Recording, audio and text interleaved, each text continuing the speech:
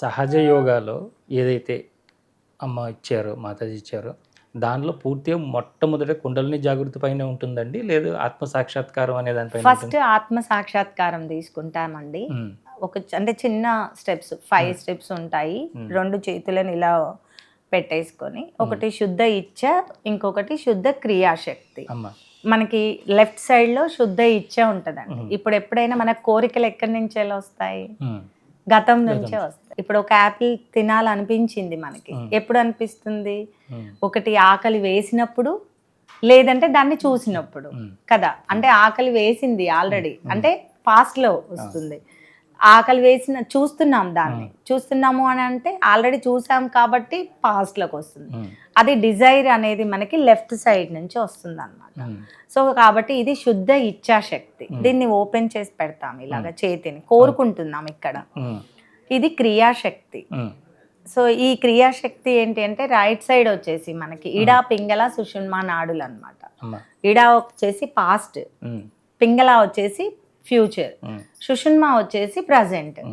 So ఈ ఎడమ వైపున ఉన్నటువంటి చెయ్యి కోరుకుంటూ ఇలా పెట్టుకుంటుంది, కుడివైపు చెయ్యి దాన్ని ఆచరిస్తూ ఉంటుంది అనమాట.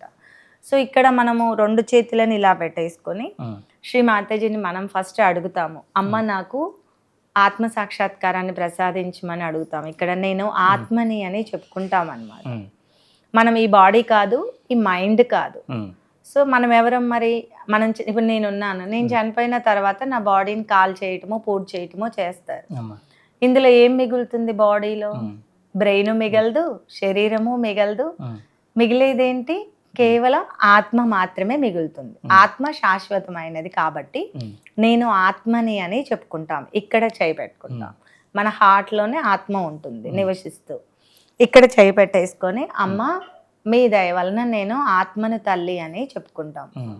మీ దయ వలన అంటే మనకి ఇది చెప్పింది శ్రీ మాతాజీ గారే కదండి, ప్రసాదించింది మనకి శ్రీ మాతాజీ కాబట్టి మీ దయ వలన నేను ఆత్మను తల్లి అని చెప్పుకుంటాం.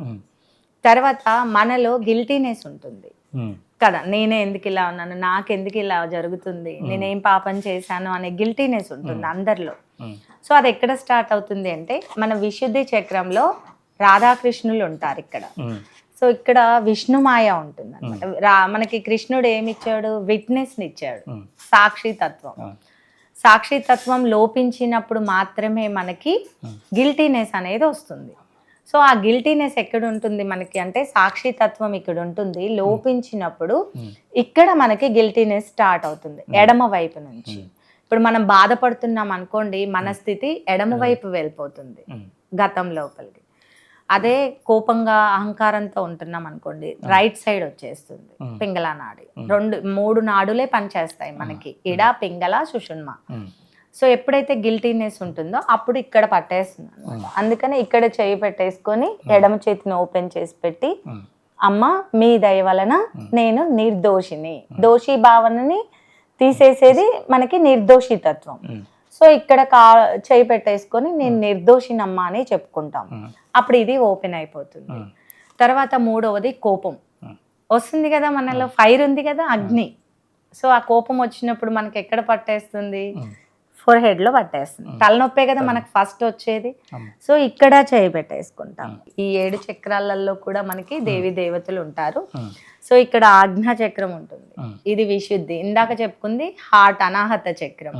సో ఈ ఆజ్ఞా చక్రంలో మనకి కోపం అనేది వస్తుంది కాబట్టి ఇక్కడ చేయి పెట్టేసుకొని, అంటే అహంకారం వచ్చినప్పుడు ఇక్కడ చేయి పెట్టేసుకొని, అమ్మ నేను అందరినీ క్షమిస్తున్నాను, అలాగే నన్ను నేను క్షమించుకుంటున్నాను, తల్లి మీరు కూడా నన్ను క్షమించండి అని చెప్పుకుంటాం. అప్పుడు ఈ ఆజ్ఞ ఓపెన్ అయిపోతుంది.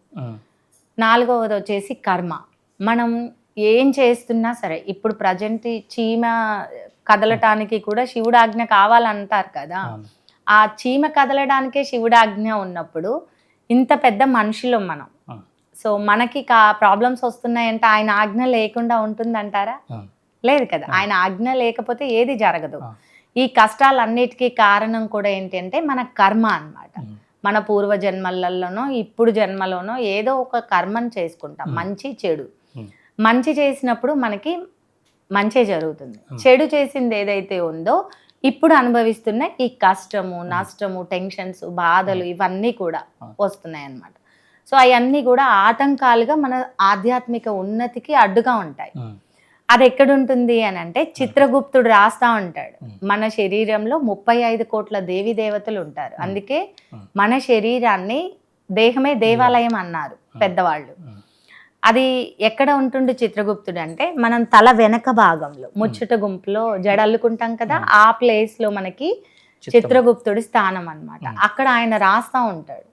సో అక్కడ మనం ఇలా కుడి చేయి పెట్టేసుకొని ఎడమ చేయి ఇలా ఓపెన్ చేసి పెట్టి, అమ్మ నేను అందరినీ క్షమిస్తున్నాను తల్లి, నన్ను క్షమించుకుంటున్నాను, ఓ భగవంతుడా మీరు క్షమించండి, దయచేసి నేను గాని నా కుటుంబ సభ్యులు గాని మా పూర్వీకులు గాని తెలిసి తెలియక భగవంతుని ఎడల ఏవైనా తప్పు చేస్తే దయతో మన్నించండి తల్లి అని చెప్పుకుంటాం. ఈ 4 స్టెప్పులు చెప్పుకున్న తర్వాత ఇక్కడ కర్మ నుంచి మనకి విముక్తి వస్తుంది. ఇక్కడ హార్ట్ ఓపెన్ అయిపోతుంది, ఆత్మ అని చెప్పుకున్నప్పుడు ఇక్కడ గిల్టీనెస్ పోతుంది, విశుద్ధి చక్రం ఓపెన్ అవుతుంది, ఆజ్ఞలో మనకి అహంకారం తగ్గిపోతుంది, కోపం తగ్గిపోతుంది, ఆజ్ఞ ఓపెన్ అయిపోతుంది. ఈ పైన పెట్టుకున్నప్పుడు ఈ కర్మ కూడా కొంచెం మనకి విముక్తి అనేది కలుగుతుంది. లాస్ట్ లో వచ్చేసి సహస్రారం అన్నమాట. మనకి ఈ 7 చక్రాలకు సంబంధించినటువంటి చక్ర స్థానాలు మన చేతుల్లోనూ కాళ్ళల్లోనూ ఉంటాయి. ఈ సహస్రారానికి సంబంధించిన చక్ర స్థానం మన అరచేతిలో ఈ మధ్య భాగంలో ఉంటుంది అన్నమాట. సో ఇక్కడ చేయి పెట్టేసుకొని 7 సార్లు ఇలా తిప్పుతూ ఉంటాము క్లాక్ వైజ్ గా, సవ్య దిశలో 7 టైమ్స్ మూవ్ చేస్తూ, అమ్మ శ్రీ మాతాజీ దయచేసి నాకు ఆత్మ సాక్షాత్కారాన్ని ప్రసాదించండి తల్లి అని చెప్పుకుంటాం అన్నమాట. సో ఇక్కడే ఎందుకు పెట్టుకోవాలి అని అంటే, మన ఆత్మ ఈ శరీరంలోకి రావాలి అని అంటే ముఖద్వారము మన బ్రహ్మరంధ్రము, దాన్ని సహస్రారము అని ఎందుకంటారంటే ఈ 1000 నాడులు ఉంటాయి మన తల భాగంలో, 1000 నాడులు ఉంటాయి అన్నమాట. సో అవి మనం పుట్టినప్పుడు ఎలా అంటే ఒక తామర పువ్వు విచ్చుకున్నట్లుగా మన తల భాగం ఓపెన్ గా ఉంటుంది అనమాట. అందుకే ఇక్కడ మాడు భాగంలో గుంట పడుతుంది పిల్లలకి, 1 year లోపు పిల్లలకి. సో అదే బ్రహ్మరంధ్రం, అది మన శరీరానికి ముఖద్వారం అన్నమాట. కాబట్టి మళ్ళీ ఇక్కడే పెట్టేసుకొని మనము ఆ ప్రేయర్ చేయటం జరుగుతుంది భగవంతుణ్ణి. ఎప్పుడైతే మనం ఇలా కోరుకుంటామో ఆ శుద్ధ ఇచ్చ ఈ శుద్ధ క్రియ రెండు కలిసిపోయి అక్కడ భగవంతుడి యొక్క శక్తితో ఆ బ్రహ్మరంధ్రం మళ్ళీ కొంచెం ఓపెన్ అయిపోతుంది అనమాట. ఫస్ట్ మనం పుట్టినాక సంవత్సరానికి మాడు క్లోజ్ అయిపోతుంది ఇక్కడ. సో అది సంవత్సరం తర్వాత మళ్ళీ మొత్తం గట్టి పడిపోతుంది, అది క్లోజ్ అయిపోయింది. సో అప్పుడు మనకి భగవంతుడికి సంబంధం అనేది తెగిపోయింది అనమాట. ఇప్పుడు మళ్ళీ ఆత్మ సాక్షాత్కారంతో ఈ బ్రహ్మరంధ్రాన్ని మళ్ళీ తెరుస్తారు శ్రీ మాతాజీ గారు. ఇది సహజ యోగాలో మనకి చాలా ముఖ్యమైన అంశం అన్నమాట, ఈ బ్రహ్మరంధ్రం తెరుచుకోవటం. ఇది ఓపెన్ అయింది అని అంటే మనం భగవంతుడితోటి మళ్ళీ అనుసంధానం అవుతామని అర్థం. అప్పటి నుంచి మనకి వైబ్రేషన్స్ వస్తూ ఉంటాయి. భగవంతుడితో ఎప్పుడైతే మనం అనుసంధానం అవుతామో మనకి వైబ్రేషన్స్ అనేవి వస్తాయి. ఇప్పుడు మనకు ఒక భాష ఉంది కదా, మనం మాట్లాడుతున్నాం, సౌండ్ వస్తుంది, భాషకి మనకు తెలుస్తుంది. కానీ భగవంతుడికి కూడా ఒక లాంగ్వేజ్ ఉంది. అదేంటి అని అంటే శబ్దం రూపంలో ఉంటుంది, మన శరీరం లోపల వస్తాయి. మనం కుండలిని మాత జాగృతి అవుతున్నప్పుడు ఒక్కొక్క చక్రాన్ని దాటుతుంటే ఒక్కొక్క శబ్దం వస్తుంది, కానీ అది మనకు వినిపించదు. కానీ ఇక్కడ ఏంటి అని అంటే భగవంతుడి లాంగ్వేజ్ ఏంటంటే వైబ్రేషన్స్. ఇప్పుడు మనం ఎప్పుడైతే బ్రహ్మరంధ్రాన్ని ఓపెన్ అయిపోయి డివైన్తో కనెక్ట్ అయ్యామో ఆ డివైన్ వైబ్రేషన్స్ మనకి ఆ కూల్ బ్రీజ్ అంటాము. సో అవి మన లోపలికి వస్తున్నప్పుడు చాలా ఉధృతంగా వస్తాయి. మనం ప్యూర్ డిజైర్తో ఉండి ప్రశాంతంగా కంప్లీట్ నిర్విచార స్థితిలోకి వెళ్ళిపోతూ ఉన్నప్పుడు ఆ వైబ్రేషన్సే మనకి గుర్తు అన్నమాట. మనం భగవంతుడితోటి మాట్లాడుతున్నాము, భగవంతుడు మనతో మాట్లాడుతున్నాడు, ఇది నిజం. ఎందుకంటే అది స్పర్శ తెలుస్తుంది మనకి, ఆ స్పర్శ వల్ల మనకి అది అర్థమవుతుంది ఇది వైబ్రేషన్స్ అనేసి.